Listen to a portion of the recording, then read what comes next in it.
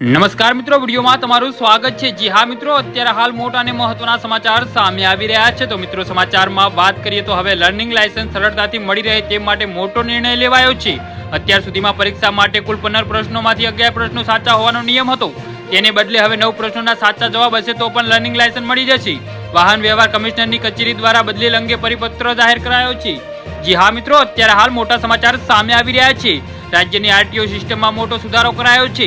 Learning લાયસન્સના નિયમોમાં મોટા બદલાવ કરતા હવેથી લર્નિંગ લાયસન્સ મેળવવું સરળ થયું છે। લાયસન્સમાં માટે લેવાતી પરીક્ષામાં રાહત આપવામાં આવી છે। હવે તમારે લર્નિંગ લાયસન્સની પરીક્ષા પાસ કરવા માટે 15માંથી 9 પ્રશ્નોના સાચા પડતા લર્નિંગ લાયસન્સ ઇસ્યુ કરવામાં આવશે। જો કે અગાઉ 15માંથી 11 પ્રશ્નો સાચા જવાબ આવે ત્યારે આપવામાં આવતું હતું।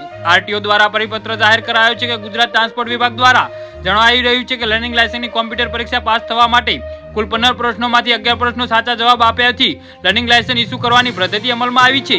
જે અંગે સંદર્ભે બંદરો અને વાહન વ્યવહારો વિભાગના તારીખ 1/7/2024ના પત્રને મળેલ અનુભવ મુજબ કેન્દ્રીય મોટર વાહન નિયમો 1998ના નિયમ 11 અનુસાર હવેથી 15 પ્રશ્નોમાંથી 9 પ્રશ્નો સાચા જવાબ આપે તે લર્નિંગ લાયસન્સ ઇસ્યુ કરવામાં જણાવવામાં આવે છે।